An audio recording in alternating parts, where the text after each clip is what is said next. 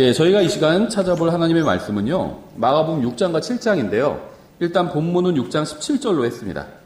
그래서 6장 17절부터 18절까지 이렇게 두 절만 일단 본문으로 하고요. 나머지는 이제 저희가 설교하면서 읽어보도록 하겠습니다. 마가복음 6장 17절, 18절이에요. 이 성경에는요, 많은 어머니들이 나옵니다. 근데 오늘은 저희가 두 어머니만, 아주 극렬하게 대비가 되는 이 두 어머니에만 좀 살펴보려고 합니다. 뭐 어머니에 대한 속담도 많고요. 또 어머니가 들어간 뭐 욕 같은 것도 많죠. 우리나라도 그렇고 미국도 그래요. 그래서 다른 욕은 참아도 어머니가 들어간 욕이 나오면 갑자기 못 참고 막 흥분하는 경우도 있고요. 이런 속담도 있어요. 이제 미국은 워낙 기독교 문화가 오래 정착되어 있다 보니까 이런 속담이 있습니다. 훌륭한 목사님 5명보다 형편없는 어머니 하나가 낫다. 무슨 말인지 아시겠죠? 목사님이 아무리 훌륭해도요, 아이를 키우는 거는 어머니라는 겁니다. 아주 훌륭한 목사님 5보다 형편없는 어머니 하나가 낫다는 거예요. 아이에게는 형편없는 어머니라도 어머니가 낫다는 겁니다. 그렇죠. 아이에게 가장 큰 영향력을 끼치는 건요, 어머니예요. 물론 아버지도 영향력을 많이 끼치는 경우도 있습니다. 예외적인 경우들도 있죠. 저는 그냥 일반적인 얘기를 하는 겁니다. 아이들이 가장 시간을 많이 보내는 사람은 어머니입니다. 일반적인 경우에. 그래서 아이에게 가장 큰 영향을 끼치는 건 어머니입니다. 경건한 어머니에게 양육받는 것은요, 양육받은 아이는요, 그렇지 않은 어머니에게 양육받은 것보다 훨씬 더 큰 축복을 받은 거예요. 예, 오늘 본문을 일단 보시면요, 마가복음 6장 17절, 18절, 제가 받들어 읽겠습니다. 전에 헤롯이 자기 동생 빌립의 아내 헤로디아로 인해 직접 사람을 보내어 요한을 붙잡아 감옥에 가두었으니 이는 그가 그녀와 결혼하였기 때문이라. 요한이 헤롯에게 이르되 당신이 당신 동생의 아내를 취하는 것은 율법에 어긋난다 하니 말씀하고 있죠. 잠깐 기도하겠습니다. 하나님 아버지, 저희가 오늘 말씀을 통해서 성경에서 말씀하시는 이 훌륭한 어머니상을 또 배울 수 있도록 도와주시기 원합니다. 예수님의 이름으로 기도드렸습니다. 아멘. 성경에 의하면요, 헤롯은 동생의 아내였던 여자를 아내로 맞은 것이 아니라요, 동생의 아내를 아내로 맞았습니다. 이게 무슨 말이냐면요, 우리가 정확한 사정은 알 수 없지만 그 헤롯의 동생과 이 헤로디아가 부부관계였다는 거죠. 근데 성경적인 합당한 사유로 이혼을 하지 않고요, 합당한 사유도 있죠. 우리가 나중에 이 행복한 가정 시리즈 맨 마지막에 다룰 건데요. 지금 이제 오늘까지 이 어머니 얘기하고, 그 다음에 자녀 양육에 대해서 2번 하고요. 그 다음에 이제 가정의 문제에 대해서 1번 하고, 이혼에 대해서 하고 마칠 겁니다. 그래서 4번 정도 더 하고 저희가 이 시리즈는 마칠 거예요. 성경에서 말씀하시는 합당한 이혼의 사유. 이혼이라는 게 부부가 서로 갈라지는 거죠. 남편과 아내가 갈라지는 거예요. 첫 번째는요, 배우자의 사망입니다. 사망. 배우자가 죽으면 혼인이 해소돼 버리죠. 뭐 이혼은 아니죠, 일반적으로. 근데 부부가 갈라지는 정당한 사유가 되죠. 한쪽이 죽으면 혼인이 해소돼 버립니다. 두 번째는요, 배우자의 유기입니다. 버리고 도망간다는 거예요. 그럼 이것도 혼인이 지속할 수가 없어요. 혼인을 해소됩니다. 일반 법적으로도 이게 이혼 사유가 돼요. 그렇죠? 해소돼요. 세 번째는요, 배우자의 간음입니다. 이것도 혼인을 해소할 수 있는 하나님께서 정당한 이유로 주셨어요. 자세한 건 저희가 나중에 얘기를 하기로 하고요. 그런데 이 헤롯의 동생과 헤로디아는요, 정당한 사유로 이혼한 게 아닙니다. 정당한 사유로 이혼한 게 아니면요, 정당한 사유로 이혼하지 않고 다른 사람과 결혼을 하면 하나님 앞에서는 간음을 한 겁니다. 하나님께서 보실 때는, 자기들은 우리는 이혼했어요 하지만 하나님께서 보실 때는 이혼이 아니에요. 그럼 간음을 한 겁니다. 바로 이 헤로디아의 경우가 그런 경우로 보여요. 하나님 앞에서 정당한 사유로 이혼하지 않고 다른 남자와 결혼해 버린 겁니다. 어쩌면 헤롯이 뺏었을 수도 있겠죠. 자기가 왕이니까 동생의 아내를 뺏었을 수도 있겠죠. 그래서 성경은요, 정확히 동생의 아내였던 여자를 취했다 이렇게 말씀하시지 않고 동생의 아내를 취했다 이렇게 말씀하고 있어요. 비슷한 경우가 있죠. 아주 성경이 아주 정말 정확히 말씀하시면서 당사자의 마음을 아주 찌르는 말씀이 있죠. 우리아의 아내를 취했죠, 다윗이. 아내였던 여자를 취한 게 아니라 아내를 취했어요. 그렇죠. 비슷한 경우로 보입니다. 헤롯도요. 19절에 그러므로 헤로디아가 그와 다투고 그를 죽이고자 했으니, 여기서 말하는 그는 침례인 요한이죠. 왜냐하면 침례인 요한이 지적을 했죠. 진리를 전했어요. 당신이 당신 동생의 아내를 취하는 것이 율법에 어긋난다. 헤롯에게 아주 정확히 하나님의 말씀을 전했습니다. 어떤 자기의 평가를 말한 것도 아니에요. 그렇죠? 성경의 정확한 말씀을 전했죠. 그래서 이 헤로디아가 이를 갈고 있었던 거죠. 그러므로 헤로디아가 그와 다투고 그를 죽이고자 하였을 때 하지 못하니라. 이는 헤롯이 요한을 의롭고 거룩한 사람으로 알고 그를 두려워하여 그를 주시하며 또 그의 말을 들을 때 많은 일을 행하고 그의 말을 달갑게 들었기 때문이더라. 헤롯도 굉장히 긍정적인 면이 있었네요. 헤롯이 하나님을 믿는 사람이었는지는 분명하지 않습니다. 그런 말은 안 나와요. 아직 신약교회는 시작하기 전이죠. 근데 신약교회가 시작되기 전에도요, 이제 소위 말하면 구약 성도들이 있었고요, 이방인들 중에서도 하나님을 믿는 사람들이 있었습니다. 그러니까 헤롯이 하나님을 믿는 사람이었는지는 정확히 나오진 않아요. 그러니까 헤롯이 하나님의 말씀을 믿는 사람이었는지 분명하지 않아요. 하나님을 믿었는지 하나님의 말씀을 믿었는지 이건 분명하지 않지만요, 분명한 사실은 헤롯이 하나님의 말씀을 전하는 사람을 존중했다는 겁니다. 침례인 요한은요, 하나님 말씀을 전하는 설교자였죠. 하나님 말씀을 전하는 설교자를요, 존중하고요, 그 설교를 귀담아 들었고 또 설교에 반응하기까지 했습니다. 침례인 요한은요, 말씀을 선포하는 설교자로서 헤롯을 하나님의 길로 인도하고 있었던 거예요. 그리고 헤롯은 그 길을 따라가려고 하고 있었습니다. 그렇죠. 그의 말씀을 기쁘게 달갑게 들었다고 하잖아요. 이건 나쁜 게 아니죠. 문제는 헤롯이 사악한 여자와 함께 있었다는 거예요. 그리고 그 사악한 여자는 하나님의 말씀을 전하는 설교자를 증오하고 있었다는 겁니다. 이게 헤롯의 문제였죠. 이 사악한 여자는요, 설교자의 입을 막을 수 있는 것이라면 무엇이든 하려고 했습니다. 이 여자는 설교자가 남편에게 영향력을 끼치지 못하게 되기를 원했어요. 우리 남편 좀 성경 좀 안 읽었으면 좋겠다. 설교 좀 안 들었으면 좋겠다. 교회 좀 안 다녔으면 좋겠다. 제 아는 분 중에 그런 분이 있거든요. 부인이 막 극렬하게 반대해요. 근데 그 부인은 어디서 만났냐고 하니까 교회에서 만났다고 하더라고요. 근데 하여튼 지금은 극렬하게 반대한대요. 그래서 이 여자는 하나님의 말씀이 자기 가정에 들어오는 것을 원하지 않았어요. 우리 가정에 제발 성경책 없었으면 좋겠다. 그런 사람이었다는 거죠. 이 여자는 하나님께서 자신의 가정에서 일하시는 것을 원하지 않았습니다. 이 여자는요, 무슨 수를 써서라도 하나님의 말씀이 자신과 남편과 아이들에게 영향을 주지 못하게 하고자 최선을 다했어요. 그래서 계속해서 남편을 몰아붙였습니다. 남편이 더 이상 하나님의 말씀을 전하는 설교자의 말을 듣지 않고요, 하나님의 말씀도 듣지 않도록 닥달을 했어요. 그런 경우가 있죠. 반대 경우도 많고요. 이 어리석은 여자는요, 그렇게 해야 자신의 인생이 행복해질 거라고 생각을 했습니다. 내가 좀 한마디로 행복하고자 하는데 행복하기 위해서 남편도 갈아치웠잖아요. 더 멋진 남편. 그렇죠. 왕.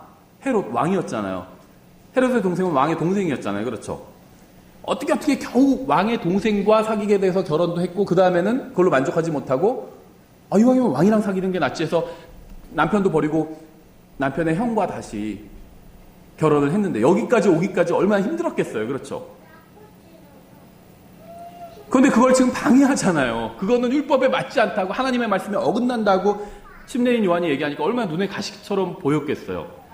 행복하기 위해서 별짓을 다해서 이 행복을 이뤄놨는데 그거를 지금 방해하는 거니까 얼마나 가시처럼 생각했겠어요, 이 침례인 요한을. 그래서 이 침례인 요한이 사라져야지 내 인생이 좀 더 행복해질 것이다, 이렇게 생각을 했습니다. 하지만 상황은 이 여자가 원하는 것과는 반대로 흘러갔죠. 하나님의 사람은 계속해서 말씀을 전했고요, 남편은 그 말씀에 귀를 기울였어요. 자신의 바람과는 다르게 남편의 마음은 계속해서 하나님의 말씀을 향했습니다. 이러한 모습을 보면서요, 이 사악한 여자는요, 속으로 하나님의 말씀을 전하는 사람을 기회가 오면 죽여버리고 싶다, 이런 생각을 했습니다. 저 그런 말을 하는 사람도 봤어요.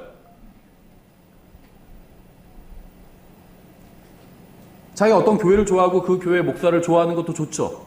근데 누군가 그 교회를 떠났어요. 서로 다툼이 생기고 찾아가서 나 총만 있으면 당신 죽여버리고 싶다고 그렇게 얘기하는 걸 저는 봤어요. 자기도 하나님 믿는다고 하면서도, 하나님 믿는다고 하면서도 그런 경우들 있잖아요. 내 마음에 안 들면 저 사람 죽어버렸으면 좋겠다. 내가 죽이긴 그렇고 누가 죽였으면 좋겠다. 이렇게 생각하는 경우도 있죠. 헤로디아가 그런 생각을 했던 거예요. 저 목사 죽어버렸으면 좋겠다. 이런 생각을 했던 겁니다. 그 설교자를 죽일 수만 있다면 무엇이든지 하겠다고 생각했을 거예요.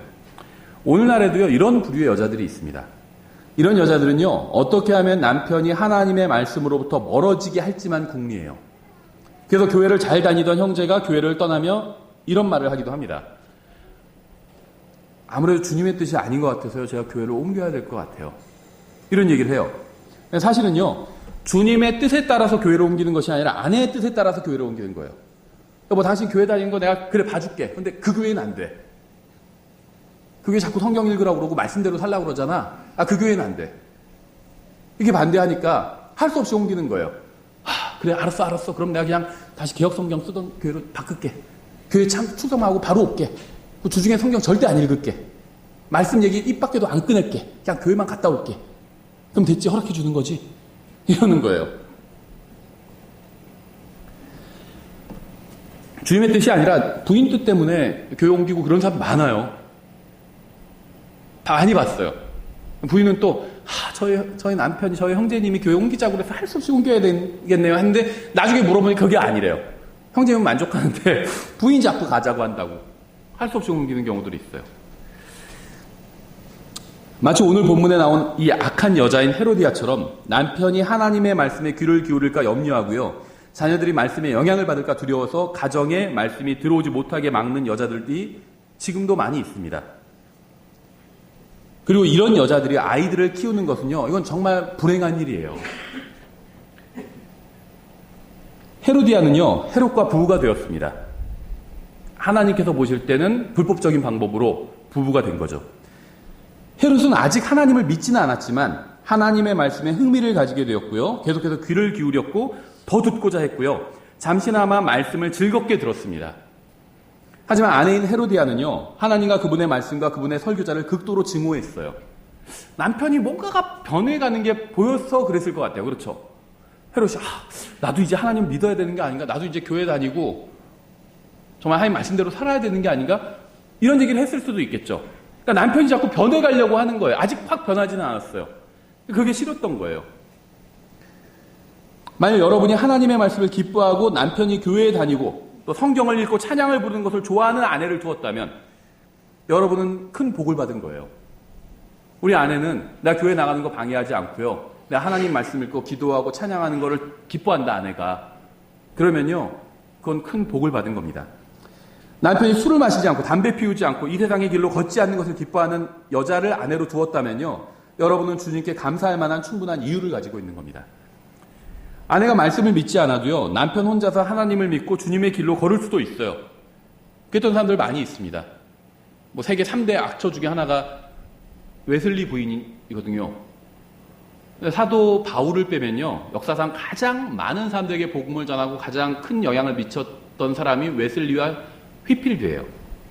웨슬리 말 타고 다니면서 복음 전했거든요. 수많은 사람들에게 복음을 전했어요. 수많은 사람들이 구원받았고. 근데 그 부인은 악처였다고 하잖아요. 설교하고 있으면 막 머리채를 잡아서 끌고 나왔다고 하잖아요. 예. 그래서 설교자는 머리가 짧아야 된다고 제가 계속 말씀드리는 거잖아요. 그렇죠. 예, 누가 머리채 잡을지도 모르거든요. 예. 남편 혼자도요, 아무리 부인이 그래도 남편 혼자도 하나님의 길로 걸을 수도 있습니다. 불가능한 일은 아니에요. 또 반대의 경우도 마찬가지죠. 남편이 방해해도요, 부인이 또 하나님의 길로 혼자 걸을 수도 있어요. 하지만 대단히 어려운 일이에요. 부부가 함께 하나님의 길로 걷는 게 훨씬 더 쉬운 일이죠. 우리 부인은, 아니면 우리 남편은 방해를 하는데 나 혼자 하나님의 길로 걷는 건요, 쉽지 않은 일입니다. 그렇죠. 어려운 일이에요. 성경 읽기, 기도, 헌금, 전도, 교회 출석, 또 자녀 양육 등 이 그리스도인답게 사는 모든 영역에서 제한을 받게 됩니다. 혼자 신앙생활을 한다면 쉽지 않아요. 부부가 한 마음이 되어도 그리스도인답게 하나님의 자녀답게 사는 게 쉽지 않은데, 하물며 한쪽이 반대를 한다면요, 그리스도인다운 삶을 훨씬 더 어려워지게 된다는 겁니다. 그렇죠. 헤롯은요, 구원받은 사람으로 보이지는 않지만 하나님의 말씀에 흥미를 느꼈고요, 구도자라고 보통 부르죠. 진리를 찾는 사람. 하나님의 말씀에 흥미를 느꼈고요, 귀를 기울였고 하나님의 길로 가려고 했습니다. 아직 가지지는 않았어요. 근데 가야겠다 이러고 있었는데 그걸 뒤에서 딱 잡은 거죠, 부인이. 문제는 잘못된 결혼을 했다는 거예요. 하나님의 말씀보다 아내의 말에 더 귀를 기울였고요. 그 결과 비극이 시작되었습니다. 21절. 마침 기회 좋은 날이 와서, 하나님 편에서는 기회 좋은 날이 아니죠. 근데 사악한 사람 편에서는 기회 좋은 날이었던 거예요.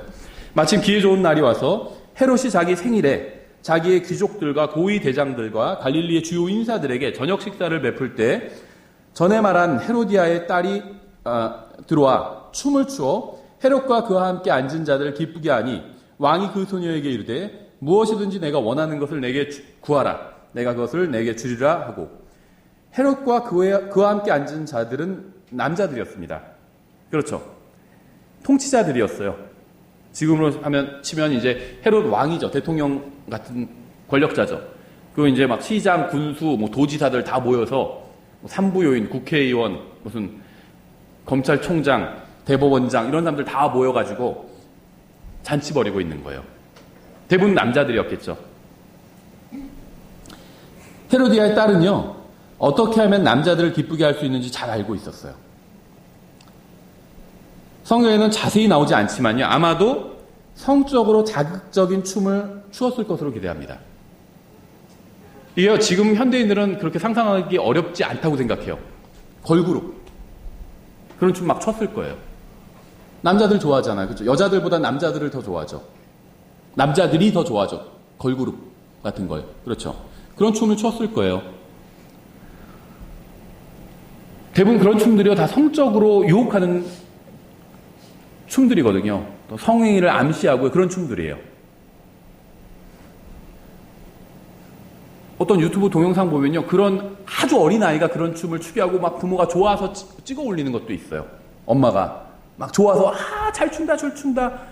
어떤 성적인 행위를 하는 그런 춤인데 6살, 5살, 7살짜리 아이가 막 춰요. 막 잘한다고 막 박수를 치면서 막 그걸 올려요. 좋다고.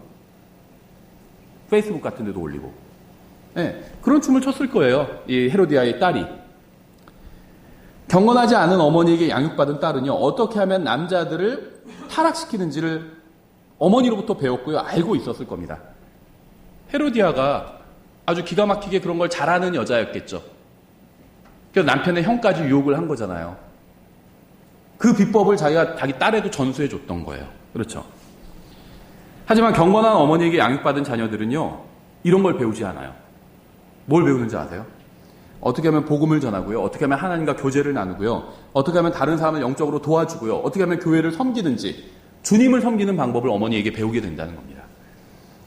우리는 자녀들에게 마땅히 가르쳐야 할 것들을 그들이 아직 어렸을 때 가르쳐야 돼요. 너무 커버리면요, 가르칠 수가 없어요. 말을 듣지도 않아요, 커버리면. 자녀가 25살에 무엇인가 하는 것은요, 더 이상 부모의 책임이 아닙니다. 국가에서도 책임지우지 않아요. 그렇죠. 25살짜리가 어디서 잘못하면요, 부모에게 책임 묻지 않아요. 그냥 그 사람 잡아갑니다. 감옥에 보내버려요. 그렇죠.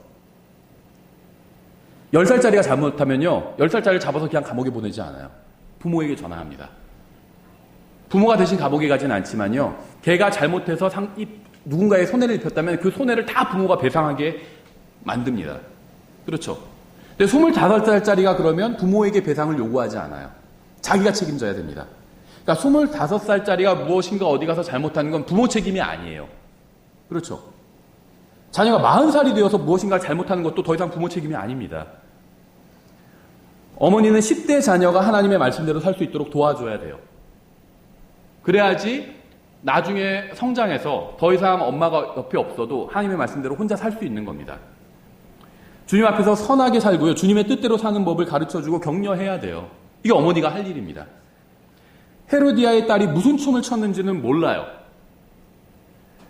하지만 춤으로 남자들의 마음을 사로잡도록 가르치는 것은요, 주님께 인정받는 일은 되지 못합니다. 어머니는 자녀들이 어떻게 성장할지, 어떤 사람으로 성장할지 결정해야 돼요.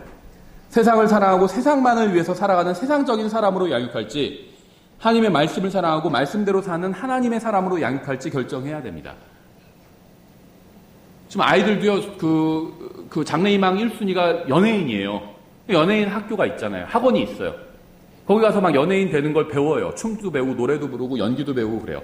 그러다가 성공 못하면 그냥 자기 길로 가고, 성공하면 이제 그쪽으로 가는 거예요. 세상에서 어떻게 하면 잘 나가는지 가르쳐주는 학원인 거죠. 헤로디아의 딸이요, 나라의 절반을 얻을 정도로 남자들이 홀릴 만한 춤을 기가 막히게 잘 춘 것은요, 결코 우연이 아닙니다. 나라의 절반을 준다고 그랬잖아요. 헤롯이 그 춤을 보고 너무 뿅 가서. 지금도요, 연예인들 막 춤 잘 추고 그러면, 이상한 춤 잘 추고 그러면 돈 많이 벌어요. 남자들이 막 돈 갖다 바치고요. 이게 과장된 게 아니에요. 너무 감동을 한 거예요, 헤롯이. 춤을 보고. 그리스도인 어머니들은요, 자녀들에게 이 세상에 오셔서 모든 사람을 통치하실 왕이신 예수 그리스도를 기쁘게 하는 법을 가르쳐야 돼요. 세상에서 딸을 둔 부모들은요, 세상에서 남자들을 기쁘게 하는 법을 가르치는 게 아니라 예수님을 기쁘게 하는 법을 가르쳐야 되는 거예요.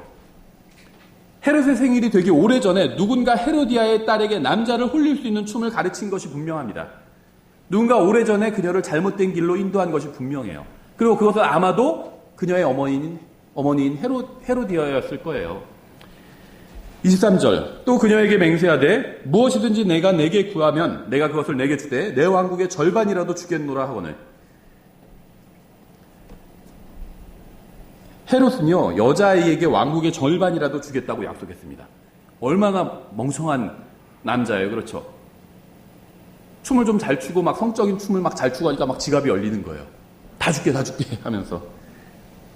잘못된 여자로 인해서요, 여러분의 경력과 재산과 간증과 인생을 잃어버릴 수도 있어요. 젊은 형제님들은 잘 들으셔야 돼요. 잘못된 여자 때문에 내 경력도 잃어버리고요. 내 재산도 잃어버릴 수 있고요. 내 그리스도인의 간증도 잃어버릴 수 있고요.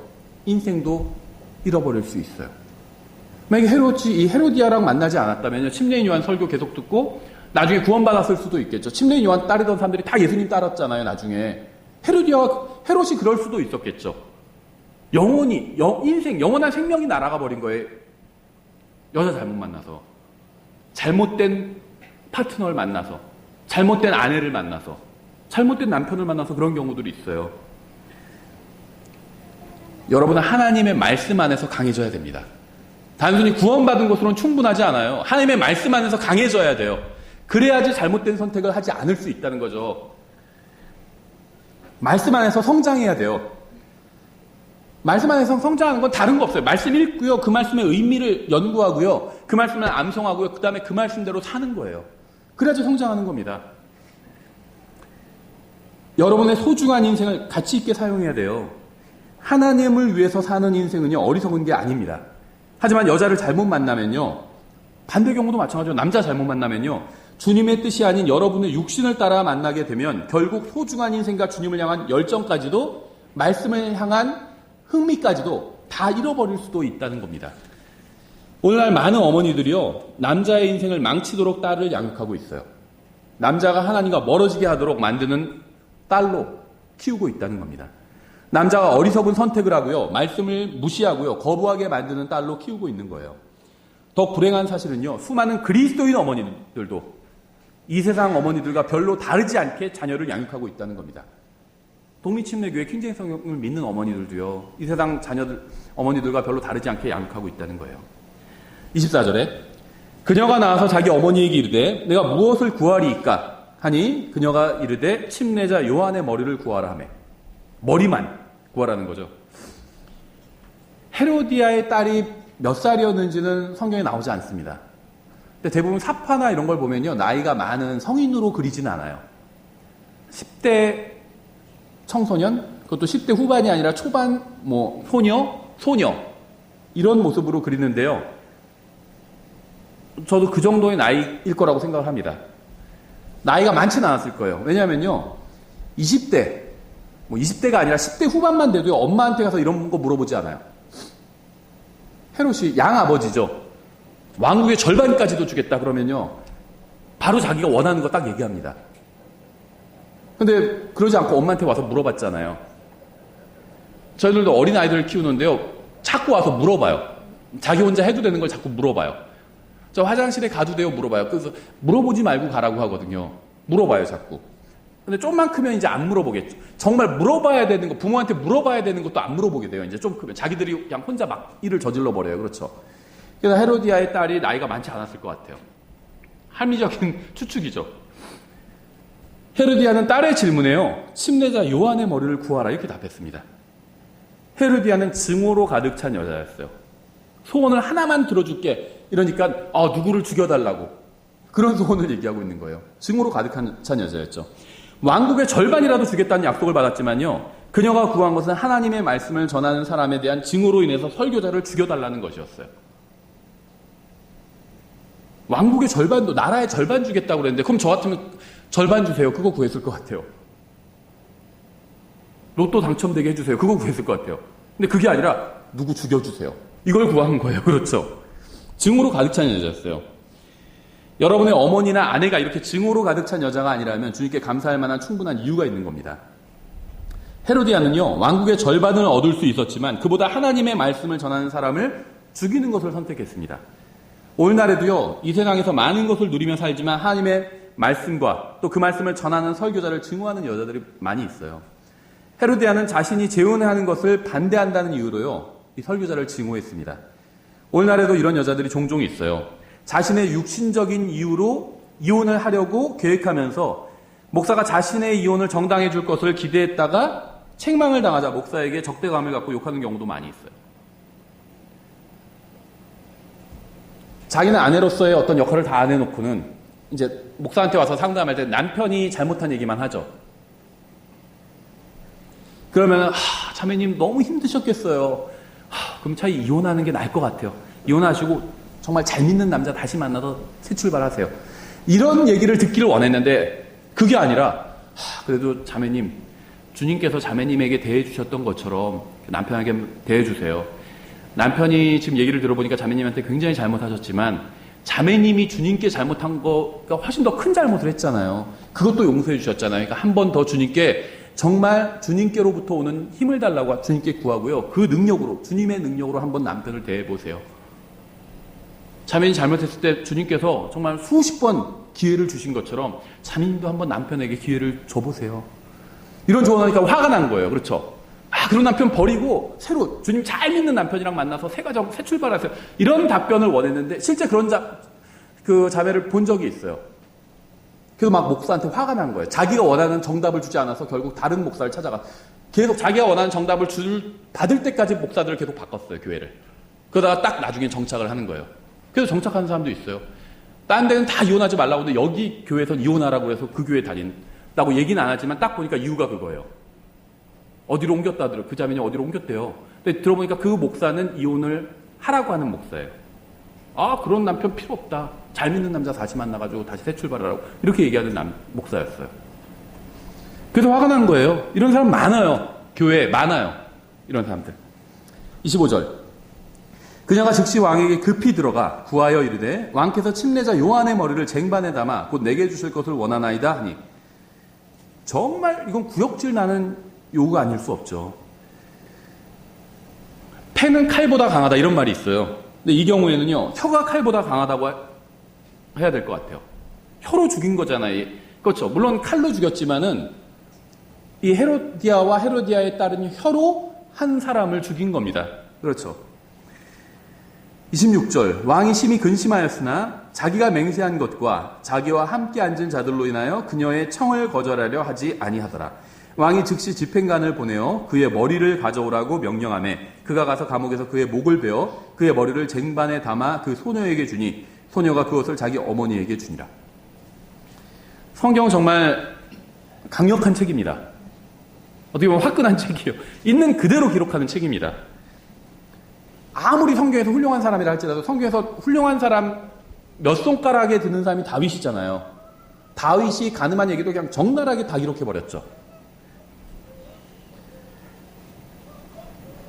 헤롯은요, 헤로디아의 요구대로 침례자 요한의 머리를 베어서 쟁반에 담아서 그녀의 딸에게 주었습니다. 만약 정상적인 여자아이라면 이 모습을 보고 쟁반에 남자의 머리가 담겨있는 모습을 보고 막 기겁을 했을 거예요. 그렇죠? 소리를 지르면서 밖으로 뛰쳐나가든지 아니면 그 자리에서 기절할 수도 있어요. 제가 아는 어떤 형제님은요, 생긴 건 그렇게 생기지 않았는데 이 속은 굉장히 막 여린 분이에요. 피만 보면 기절해요. 하고 피만 보면. 생긴 거는 소두대가 작게 생겼는데, 예. 헤로디아와 그녀에 따르니 전혀 동요하지 않았어요. 머리만 달랑있는데도 전혀 동요하지 않았어요. 헤로디아는 딸과 함께 성경을 읽거나 기도를 하지는 않았고요. 함께 기도회나 성경 공부에 참석하지도 않았을 겁니다. 아마 하나님의 말씀을 믿는 사람들을 사자밥으로 던져버리는 원형 경기장이나 그와 비슷한 공연을 보러 다녔을 거예요. 전혀 모가지만 있는 걸 봐도 놀라지 않았을 겁니다. 이미 많이 봤던 거예요. 원형 경기장에서. 아니면 아마 어린 나이부터요. 사람을 죽이는 영화를 너무 많이 보거나 놀라지도 않아요. 그래서 막 누구 쏴 죽이고 그래도 놀라지도 않아요. 그런 비디오 게임 많이 하거나 그랬을지도 몰라요. 헤로디아와 그녀의 딸이 어떤 삶을 살았는지는 모르지만 죽은 사람의 머리가 쟁반에 담겨오는 것을 보고도 두 사람은 전혀 동요하지 않았어요. 오히려 좋아했어요. 와! 우리가 바라던 대로 됐다 하면서 좋아했어요. 그렇죠. 오히려 헤로디아의 딸은요, 피가 흥건한 쟁반에 담긴 남자의 머리를 들고 자기 어머니에게로 갔습니다. 보통 군대에서, 옛날 군대에서 적장의 머리를 베서 이렇게 오잖아요. 아주 용맹한 전쟁을 많이 한 사람들이나 하는 거죠. 여자아이가 할 일은 아니라는 거죠. 이렇게 헤로디아의 그녀의 딸은요, 자기들이 설교자를 잘 처리했다고 생각할지 모르지만 실제로 비참해진 사람은 침례인 요한이 아니라 바로 본인들이었죠. 하나님 앞에서. 우리는 마가복음 6장에서요, 비참한 어머니와 딸에 관해서 읽었습니다. 이 세상에서 잘 나가는 사람이었을 거예요. 재산도 많고 왕의 부인이고요. 그렇죠. 그리고 결국 자기들이 싫어하는 사람은 제거해버렸잖아요. 원하는 걸 다 이룬 것처럼 보였어요. 하지만 하나님 앞에서는 한없이 비참한 사람들이었죠. 7장에는요, 정반대의 어머니가 나와요. 6장에는 아주 형편없는 어머니가 나옵니다. 7장에는 아주 훌륭한 어머니가 나와요. 7장 24절에 그분께서 일어나서 거기를 떠나 두로와 시돈 지방으로 가서 한 집에 들어가 아무도 그것을 알지 못하게 하시려 하나 숨길 수 없더라. 부정한 영이 들린 어린 딸을 둔 어떤 여자가 그분의 소문을 듣고 와서 그분의 발 앞에 엎드렸는데, 이 여자는요, 비록 딸이 부정한 영에 들리기는 했지만 훌륭한 여자였습니다. 6장의 어머니는요, 딸이 부정한 영에 들리지 않은 사악한 여자였죠. 성경에 헤로디아의 딸이 부정한 영에 사로잡혀 있었다 이렇게 나와 있지는 않죠. 그러니까 딸이 부정한 영에 들리지 않은 더 좋은 환경에 있던 여자였지만 사악한 여자였습니다. 6장에 나온 여자는. 근데 7장의 어머니는요, 딸이 부정한 영에 들렸지만, 뒤에 보면 마귀라고 얘기해요. 마귀 들렸지만 경건한 훌륭한 어머니였어요. 마가복음 6장과 7장은요, 마귀의 영향력이 나쁜 엄마의 영향력보다 오히려 더 바로잡히기 쉽다는 것을 보여줍니다. 그러니까 어머니가 얼마나 중요한 존재인지 아이들에게 그걸 보여주고 있어요. 나쁜 어머니에게 사로잡힌 아이가요, 그러니까 나쁜 더러운 영, 사악한 영에게 사로잡힌 아이가요, 사악한 어머니 밑에 있는 아이보다 훨씬 더 나은 겁니다. 훨씬 더 나은 거예요. 성경에 의하면. 7장에 나온 딸은요, 부정한 영이 들렸습니다. 하지만 그녀에게는 희망이 있었어요. 왜냐하면요, 그녀에게는 그녀를 바른 길로 인도하고 바른 분을 만나게 해주려는 훌륭한 어머니가 있었기 때문이에요. 부정한 영이 들린 어린 딸을 둔 어떤 여자가 그분의 소문을 듣고, 이 어머니는요, 많은 지식을 가지고 있지는 않았습니다. 신학원을 나오지도 않았고요, 무슨 많은 성경 지식을 가지고 있지도 않았어요. 그녀는 대단한 지식은 가지고 있지 않았지만 딸이 누구를 만나야 하는지는 알고 있었습니다. 이 어머니는요, 자신의 딸에게 예수님이 필요하다는 사실은 알고 있었어요. 그분의 소문을 듣고 와서 그분의 발 앞에 엎드렸는데, 이 어머니는요, 길에서 전도지를, 예를 들면 이런 거나 마찬가지요. 길에서 전도지를 받았어요. 그 전도지를 그냥 쓰레기통에 버리지 않았습니다. 집에 와서 전도지를 찬찬히 읽어보았고요. 전도지를 읽고 예수님을 믿어야겠다고 생각한 겁니다. 단순히 생각만 한 것이 아니라 주님 앞으로 나와서 엎드렸어요. 단순히 종교를 하나 갖게 된 것이 아니라 창조주 하나님 앞으로 나온 겁니다. 그래서 그분 앞에 엎드린 거예요. 자신이 먼저 예수님을 만났고 그의 자신의 딸도 예수님께로 인도하려고 했던 겁니다. 이 여자는요, 예수님에 대해서 들었고요, 예수님께 나아왔고요, 이제 예수님의 앞에 엎드렸습니다. 여러분도 이렇게 하셔야 돼요. 예수님께 대해서 들었으면요, 예수님께로 나와야 됩니다. 예수님께 나오면요, 그분 앞에 엎드려야 돼요. 그분의 주권을 인정하는 거예요, 엎드린다는 건. 우리에게 필요한 어머니가 어떤 어머니인지 아세요? 예수님의 발 앞에 엎드리는 어머니예요. 돈이 많은 어머니도 좋죠. 세상에서 많이 배운 어머니도 좋죠. 그거보다 훨씬 더 좋은 어머니는요, 예수님의 발 앞에, 자녀들을 위해서 예수님의 발 앞에 엎드리는 어머니입니다. 주님께 나와서 간구하는 어머니예요. 주님께 나와서요, 주님 제 아들을 제발 도와주십시오. 이렇게 부르짖는 어머니예요. 제 딸을 도와주십시오. 이렇게 부르짖는 어머니예요. 자녀와 남편과 가정을 위해서 주님의 발 앞에 엎드려서 간절히 울부짖는 어머니. 그런 어머니가 우리에겐 필요해요. 마가복음 7장에 나온 어머니는요, 예수님에 대해서 별로 아는 것이 없었습니다. 그녀는 아마 주님께 이렇게 간구했을 거예요. 주님, 저는 당신 누구신지도 잘 모릅니다. 무슨 일을 해주실 수도 있는지도 잘 모릅니다. 주님의 교리도 잘 모르고요, 가르침도 잘 모릅니다. 저는 유대인도 아닙니다. 하지만 주님께 한 가지 부탁드리겠습니다. 제발 제 딸을 살려주세요. 제 딸이 더러운 영역에서 완전히 해방될 수 있도록 도와주세요. 주님 앞에 엎드려 간절히 비니 제발 제 딸을 도와주세요. 제 딸의 인생에서 더러운 영이 완전히 나갈 수 있도록 도와주세요. 이렇게 기도했을 거예요. 26절. 그 여자는 그리스 사람이요 민족으로는 수로보니게 사람이더라.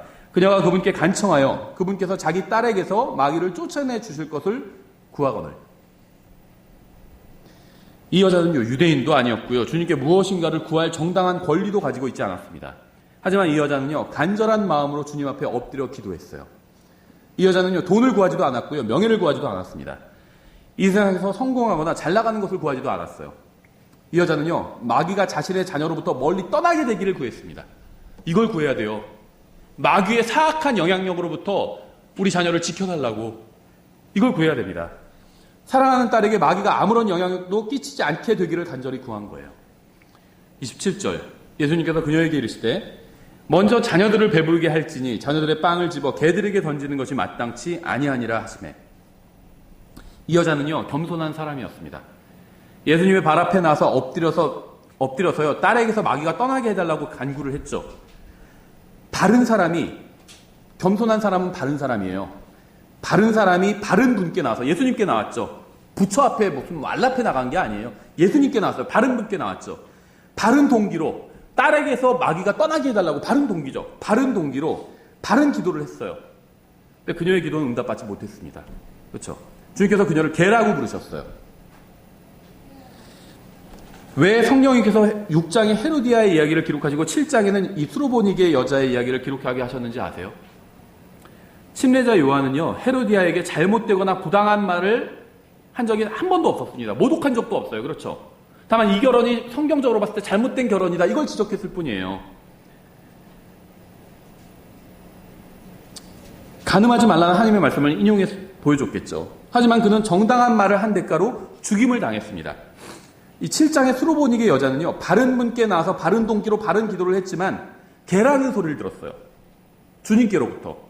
얼마나 절망스러울까요, 이 상황이. 기도응답을 아무리 생각해봐도 내가 바른 기도를 하고 있고 바른 동기로 하고 있고요, 내 자신을 둘러봐도 주님 앞에서 내가 고백하지 않은 죄가 없어요. 근데 주님께 응답을 받지 못하고 있는 거예요. 예수님은 무례하신 분이 아닙니다. 예수님은 먼저 유대인을 다루려고 오셨어요. 아직 유대인을 다루기 전이기 때문에 이방 여자의 요구를 거절하신 겁니다. 그녀가 응답하여 그분께 이르되 주여 올소이다마는. 바르게 기도했는데 응답하지 않고 개라고 했는데 주님 그것도 옳습니다. 이렇게 얘기하고 있는 거예요. 올소이다마는 상 밑에 있는 개들도 자녀들의 빵 부스러기를 먹나이다 하니. 왜 주님께서 이 여자를 개라고 부르셨는지 저는 이 구절을 보면 의도가 보이는 것 같아요. 이 여자는요, 주님께로부터 부당하게 보이는 소리를 들었지만 놀라운 이야기를 하고 있어요. 그녀는 자신이 개라고 인정을 했습니다. 주님께서 개라고 부르시면 전 개가 맞아요. 진정으로 주님께 받아들여지기 위해서는요, 이런 마음이 필요합니다. 날 개라고? 내가 왜 개야? 개보다 훨씬 낫지. 만물의 영장 인간인데. 나 다른 사람들보다 얼마나 좋은 일도 많이 했는데 왜 나를 개라고 그래? 이렇게 생각하지 않았다는 거예요. 인정했어요. 아마 속으로 이렇게 생각했는지도 몰라요. 개라고요? 전 개만도 못한 존재입니다. 하나님 앞에서.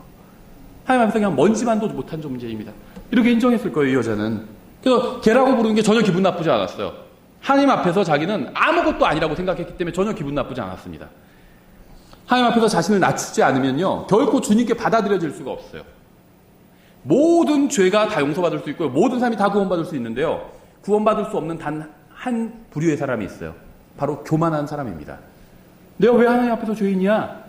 내가 왜 지옥에 가야 돼? 나 정도 살면은 그래도 괜찮은 거지. 이렇게 생각하는 사람은 절대 구원받을 수가 없습니다. 자기가 하나님 앞에서 죄인이란 걸 인정해야 돼요. 다 지옥에 가면 개든 호랑이든 사람이든 그게 무슨 차이가 있어요? 다 똑같지. 지옥에 던져지기에 충분한 존재라는 사실을 인정해야 됩니다.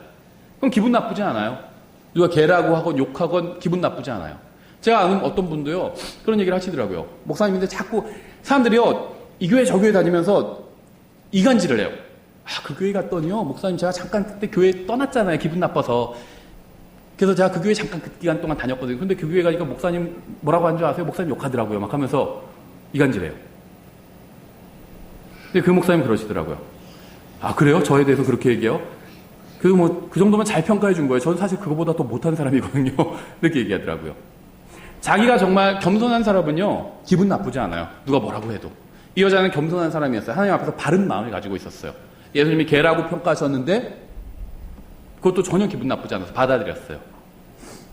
예수님이 이 마음을 보고자 하셨겠죠. 겸손한 마음을 가지고 있는지. 사실 창조자 앞에서 개만도 못한 죄인이라는 사실을 인정해야지만 구원받을 수 있는 겁니다. 29절, 그분께서 그녀에게 이르시되, 이제 주님께서 인정해 주신 거예요. 이 말을 하였은즉, 마음에 가득한 게 입으로 나오게 되죠. 이 말을 하였은즉 내 길로 가라. 마귀가 내 딸에게서 나갔느니라 하시니라. 그녀가 자기 집에 들어와 보니 마귀가 나갔고 자기 딸은 자리에 누워 있더라. 이 여자는요, 헤롯의 왕국의 절반보다 훨씬 더 좋은 것을 주님께 받았습니다. 이 여자는 자기 딸에게서 마귀가 나가기를 기도했고요, 주님께서는 그 기도에 정확히 응답해 주셨어요. 헤로디아는요, 이 세상에서 많은 것을 소유했지만 더럽게 살았고요, 자신의 딸도 그렇게 더럽게 키웠습니다. 스로보니게 여인은요, 예수님을 만났고 그분 앞에 엎드렸고요, 예수님이 자신의 딸을 만난 마귀를 쫓아주시기를 원했고요, 그녀의 딸로부터 마귀가 떠나갔어요. 전 여러분도 이런 어머니와 아버지가 되었으면 좋겠습니다. 주님께 간구해서 여러분의 가정에서 마귀에 속한 모든 것을 쫓아내달라고 간구하세요. 마귀가 여러분의 자녀들을 사로잡거나 주관하지 못하게 해달라고, 이 세상의 신이 우리 아이들의 마음을 붙들지 못하게 해달라고 그렇게 간구하세요. 여러분의 딸들과 아들들은 이성을 유혹하기 위해 춤추는 법은, 그건 몰라도 돼요, 이런 건. 하지만 주님 앞에 나와서 엎드리는 법은 알아야 됩니다. 이것을 여러분의 아이들에게 가르쳐 주세요. 주님 앞에 나와서 엎드리는 법. 전 이 설교를 듣는 모든 분들이 두 번째 어머니처럼 되기를 원합니다. 지금 이 순간 두 번째 어머니처럼 되겠다고 결심하시기를 바랍니다. 비록 성경이나 예수님에 대해서는 잘 모르지만 주님 앞에 겸손히 나와서 무릎 꿇고 사랑하는 가족을 위해서 바른 것을 간구하시는 선한 어머니가 되시기를 바랍니다. 기도하겠습니다. 하나님 아버지, 주님께서 보여주신 정말 이 두 가지 본으로 인해서 감사드립니다. 저희가 첫 번째 어머니처럼 정말 자식들을 잘못된 길로 인도하는 것은 아닌지 스스로 돌아볼 수 있게 해주시기 원합니다. 또한 저희가 두 번째 어머니처럼 정말 주님 앞에 나와서 엎드리고 정말 자녀들을 위해서 무엇을 간구해야 되는지 저희들에게 알려주시기 원합니다.